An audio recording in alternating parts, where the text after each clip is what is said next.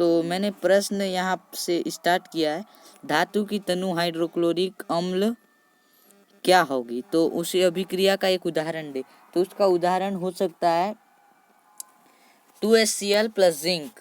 जब हाइड्रोक्लोरिक और जिंक मिलेगा, जब हाइड्रोक्लोरिक प्लस जिंक मिलेगा, जब हाइड्रोक्लोरिक और जिंक मिलेगा तो जिंक क्लोराइड बना लेगा। ये जिंक क्लोराइड बना लेगा। तो वहां पर हमारा हाइड्रोजन का विस्थापन हो जाएगा। यहाँ पर अगला प्रश्न पूछा गया है, कैल्शियम हाइड्रोजन कार्बोनेट की हाइड्रोक्लोरिक अम्ल से होने वाली अभिक्रिया का संतुलन रासायनिक समीकरण लिखिए। तो इसका रासायनिक समीकरण हम समझ सकते हैं, कैल्शियम हाइड्रोकार्बोनेट, कैल्शियम हाइड्रोकार्बोनेट जो हमारा कैल्शियम और जो हमारा हाइड्रोकार्बोनेट प्लस हम किसको लेंगे, HCl को, अम्ल, HCl अम्ल को लेने के बाद इससे कौन सा लवण बनेगा, CaCl, calcium chloride. Calcium chloride के बाद इसमें से पानी का निर्माण होगा, H2O, और यहाँ पर कौन सी गैस बनेगी, कार्बन डाइऑक्साइड। उसके बाद हमारा तीसरा प्रश्न है, अधात्विक ऑक्साइड की प्राकृतिक अम्लीय होती है, उदाहरण दीजिए। तो कैसे हम उदाहरण दे सकते हैं, प्राकृतिक अम्ल होती है, जैसे हमारा CO2 और H2 है, जब कार्बन डाइऑक्साइड और पानी मिलेगा तो कार्बनिक अम्ल बनाएगा, ये हमारा प्राकृतिक अम्ल होता है। इसके बाद हमारा दिया हुआ है, ये क्रियाकलाप 6 है, 100 ml हम इसमें हाइड्रोक्लोरिक अम्ल लेंगे, 50 ml तनु हाइड्रोक्लोरिक अम्ल लेंगे, 100 ml का एक बीकर लेंगे। तो यहाँ पर एक रबर कॉर्क 2 आल्पिन लगाकर बीकर में रख दीजिए। 2 आल्पिन लगाकर हमें रबर कॉर्क और बीकर को रख देना है, जो आपको चित्र में दिख रहा है वैसे ही। और इसका क्रियाकलाप जैसे यौगिक की जलीय विलयन में विद्युत धारा को प्रवाहित करने पर बल्ब जलने लगता है, यह निष्कर्ष निकलता है। आयनिक पदार्थ विलयन में अपने आयनों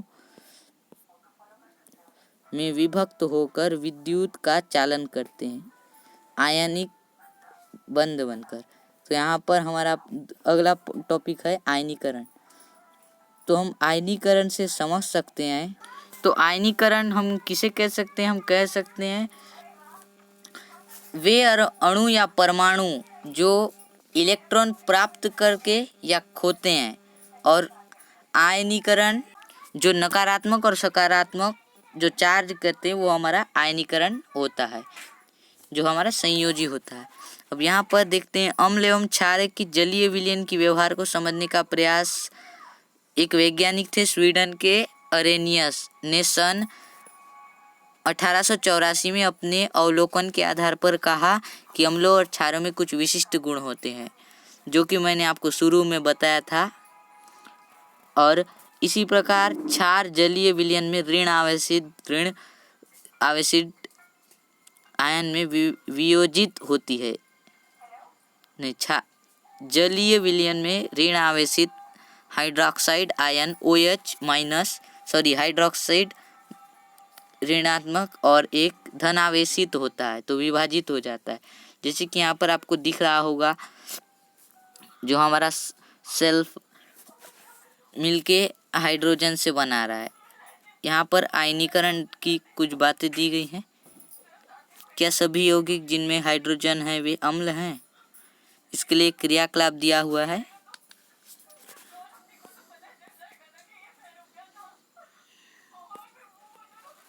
तो यहाँ पर आयनित कहा गया है। आयनित को हम कह सकते हैं जब इलेक्ट्रॉन का वितरण होता है या फिर स्थानांतरण, तो उसे आयनित कहते हैं। तो यहाँ पर प्रश्न दिए हुए हैं, निम्नलिखित में से अम्लों की पहचान कीजिए।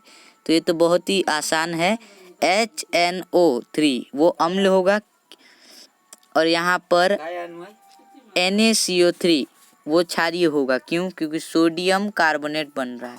और यहाँ पर COH कैल्शियम हाइड्रोक्साइड वो हमारा क्षारीय होगा, और जो HCl है वो तो आप सभी जानते हैं वो अम्लीय होगा।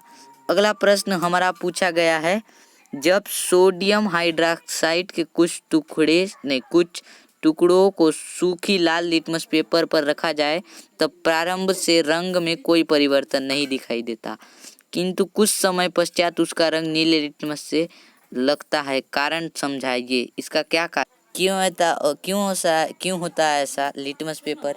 क्योंकि जो शुष्क सोडियम होता है, जो सोडियम हाइड्रोक्साइड होता है, वो प्रकृति में जब से हमें नेचुरल जो ऑक्सीजन होता है उससे क्रिया कर लेता है, उससे रासायनिक क्रिया करने के बाद उसका रंग नीला हो जाता है। जो रासायनिक क्रिया हमारा जो दूसरा मतलब सल्फ्यूरिक अम्ल प्रबल अम्ल तथा अमोनियम हाइड्रोक्साइड दुर्बल क्षार है, इसका मतलब समझिए। तो सल्फ्यूरिक अम्ल में आयनन की मात्रा अधिक होगी, और ये जो हमारे हाइड्रोक्साइड में आयनन की मात्रा कम होगी, इसलिए वह दुर्बल क्षार है। इसके बाद हमारा प्रश्न है, ग्लूकोज और स्टार्च के जलीय विलयन अम्लीय गुण प्रदर्शित नहीं करते, जबकि सल्फ्यूरिक अम्ल तथा एसिटिक अम्ल करते हैं। क्यों? क्योंकि ग्लूकोज और स्टार्च दोनों ही क्या है, जलीय विलयन है, तो परमाणु को H+ आयन के रूप में अलग नहीं करते, जबकि सल्फ्यूरिक अम्ल जो कि सल्फ्यूरिक अम्ल होता है उसे एसिटिक अम्ल पानी के संपर्क में अपने H+ आयन को अलग करते हैं।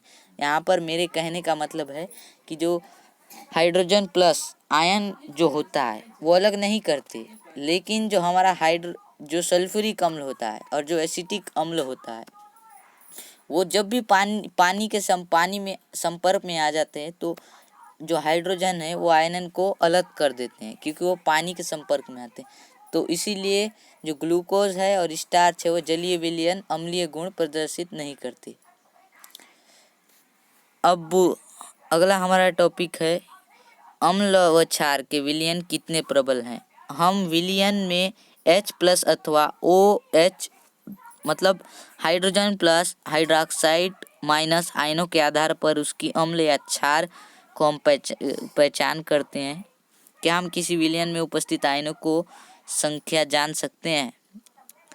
अब यहाँ पर है pH मान। अम्ल व क्षार की प्रबलता के अंतर को समझने के लिए डेनमार्क के वैज्ञानिक सोरेंस ने 1909 में एक पैमाना तैयार किया, 1909 में, जिसे pH स्केल कहते हैं। यहाँ P का तात्पर्य शक्ति होता है, P का तात्पर्य शक्ति होता है।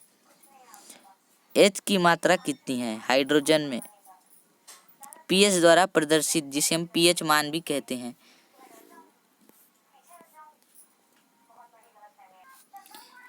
फिर इस आंशिक आयनीकरण के कारण प्रत्येक जलीय विलयन में कुछ मात्रा H+ और कुछ मात्रा OH- आयन उपस्थित, इसलिए अम्लीय विलयन में कुछ OH- मतलब हाइड्रोक्साइड आयन तथा क्षारीय विलयन में कुछ H+ आयन उपस्थित रहते हैं। तो यहाँ पर अगला हम कह सकते हैं 25 डिग्री सेल्सियस पर शुद्ध पानी के आयनन से समान मात्रा में हाइड्रोजन प्लस और हाइड्रोक्साइड आयन बनते हैं। इसकी सांद्रता बराबर होती है pH 7। दैनिक जीवन में pH का बहुत सारा महत्व है, जैसे कि अम्लीयता और क्षारीयों को समझने के लिए हम pH का ज्ञात करते हैं, या फिर पानी या फिर मिट्टी आदि, या फिर मिट्टी क्षारीय है अम्लीय, उसके लिए हम pH माप का pH स्केल का उपयोग करते हैं। हमारा अमाशय तनु हाइड्रोक्लोरिक अम्ल का स्राव करता है। यह अमाशय को किसी प्रकार पहुंचाता बल्कि भोजन के पाचन में सहायता भी करता है। जैसे कि अपच की स्थिति में अगर हमें अपच होती है तो जिसके कारण जलन या दर्द का अनुभव हमें बहुत बार होता है, क्षारकों के द्वारा उदासीन किया जाता है। तो रक्त का pH और जैविक प्रक्रियाएं, pH 6.8 से 7.8 तक होता है। जैविक प्रक्रियाएं में भी इसके लिए उपयुक्त होता है, क्योंकि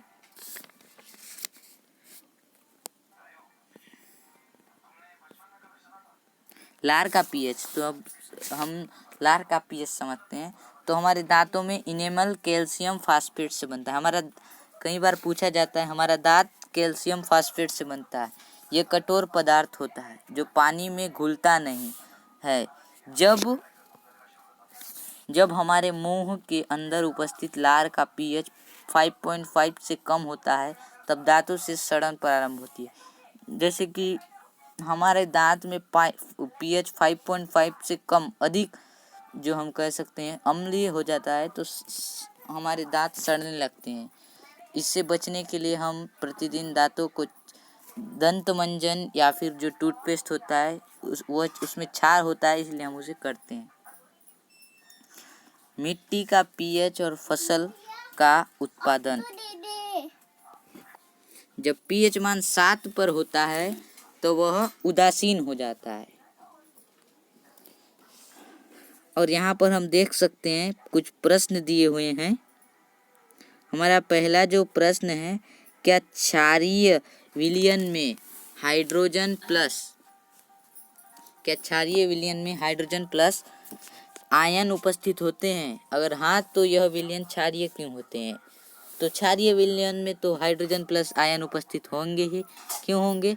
क्योंकि हमारा जो विलयन है वो हाइड्रोक्साइड आयन की संख्या अधिक है, जबकि यहाँ पर हाइड्रोजन प्लस आयन की संख्या कम है। इसलिए हमारा जो विलयन है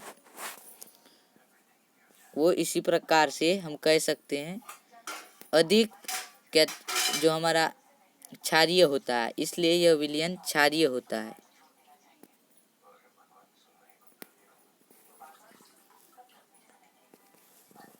हमारा नेक्स्ट प्रश्न है, आपके आसपास 2 जूली ने जब 5 विलयन ABCDE के सार्वत्रिक सूचक की जांच की तब पीएच मान क्रमशः 9, 7, 1, 13 एवं 6 प्राप्त हुए। इस आधार पर बताइए कि कौन सा विलयन क्या है।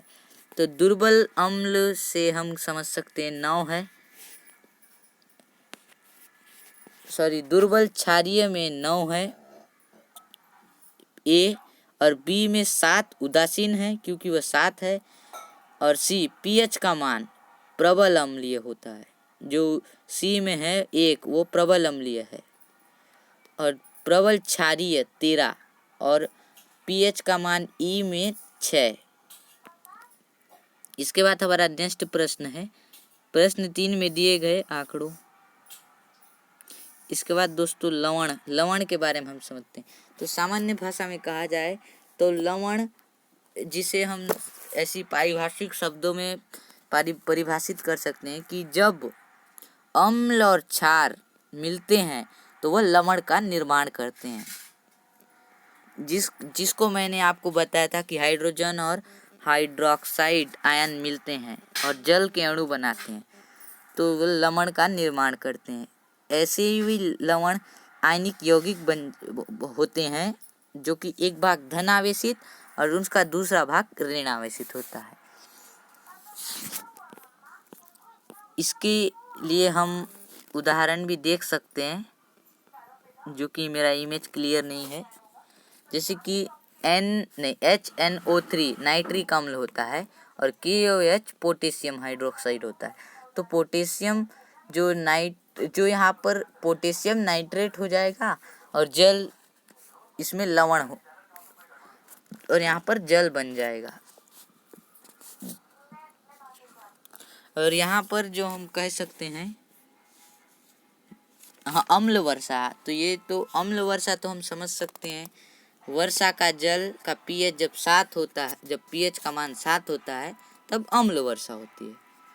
लेकिन जो वायुमंडल होता है उसमें जो गैस होती है वो विलेय होती है, उसके कारण उस जल का पीएच मान कमी हो जाती है और इससे हम कह सकते हैं अम्ल वर्षा उत्पन्न होती है। और यहाँ पर जब वर्षा के जल का पीएच मान 5 से 6 कम हो जाता है तो उसे जब वर्षा का जल का पीएच मान 5 से 6 से कम हो जाता है तो 5 से 6 से कम हो जाता है तो उसे हाइड्रोक्साइड कहते हैं, जो कि हम कह सकते हैं वनस्पति के सड़ने तथा ज्वालामुखी के फटने से उत्पन्न गैसों का इसका एक कारण होता है। तो गैसें जल में घुलकर कार्बनिक अम्ल, सल्फ्यूरिक अम्ल तथा नाइट्रिक अम्ल बनाती है। तो यहाँ पर कुछ उदाहरण दी गई हैं, जैसे कार्बन डाइऑक्साइड और जल मिलके HCO3 बनाता है। और यहाँ पर कई उदाहरण दी गई हैं। यहाँ पर कुछ प्रश्न पूछे गए हैं, देख सकते हैं आप। इन प्रश्नों का उत्तर हम जरा देख लेते हैं। निम्नलिखित लवण, जो यहाँ पर निम्नलिखित लवणों में से अम्लीय तथा क्षारीय मूलक पहचानिए। तो ये तो बहुत ही आसान है। जो हमारा NH4Cl अम्लीय मूलक है, और जो हमारा नाइट्रिक है वो भी अम्लीय है, और जो हमारा NH4 है वो भी अम्लीय है। इसमें बस एक ही क्षारीय है, वो CuCO4 होता है। यहाँ पर अगला प्रश्न है, पोटेशियम क्लोराइड के जलीय विलयन की प्रकृति क्या होगी। तो सिंपल सी बात है, पोटेशियम जो क्लोराइड है वो जलीय विलयन है। तो इसमें पहली बात तो जो हमारा KOH से तथा अम्लीय मूलक क्लोरीन माइनस प्रबल अम्ल और हाइड्रोक्लोरिक अम्ल जो HCl आते हैं। इस प्रकार प्रबल अम्ल तथा प्रबल क्षार से बने लवण पोटेशियम क्लोराइड के विलयन की प्रकृति उदासीन होगी। इस कारण से जो मैं आपको बताया, क्लोरीन माइनस। अब यहाँ पर वायुमंडल में कार्बन डाइऑक्साइड, सल्फर डाइऑक्साइड तथा नाइट्रोजन के ऑक्साइड की अधिकता जनजीवन की किस प्रकार प्रभावित करती है, ये आपने अभी पढ़ा था। तो आशा करता हूँ आपको वीडियो पसंद आए। तो वीडियो को लाइक कर दो और चैनल को सब्सक्राइब कर दो। और मेरा नेक्स्ट वीडियो में मैं आप सभी को प्रश्न उत्तर दिखाऊंगा। और दुर्बल अम्ल को किसे कहते हैं? ऐसे अम्ल जिनमें क्या होता है, तनु विलयन में आयनन की क्रिया धीमी गति से होती है और आयनित होकर कम मात्रा में हाइड्रोजन आयन प्लस देते हैं। तो इसी के विपरीत प्रबल अम्ल क्या होगा? ऐसे अम्ल जिनमें तनु विलयन आयनन की क्रिया तीव्र गति से होती है। दुर्बल अम्ल में इसकी जो क्रिया है वो धीमी होती है, प्रबल में अधिक तीव्र होती है, जल्दी होती है। तो आयनित होकर अधिक मात्रा में हाइड्रोजन आयन देते हैं, उसमें भी हाइड्रोजन प्लस देते हैं। तो ये है प्रबल अम्ल और हमारा दुर्बल अम्ल की परिभाषा। तो इसके नेक्स्ट वीडियो पार्ट में मैं आप सभी को कुछ महत्वपूर्ण प्रश्न इस बात के मैं लाकर दिखाऊंगा। तो मिलते हैं नेक्स्ट वीडियो में।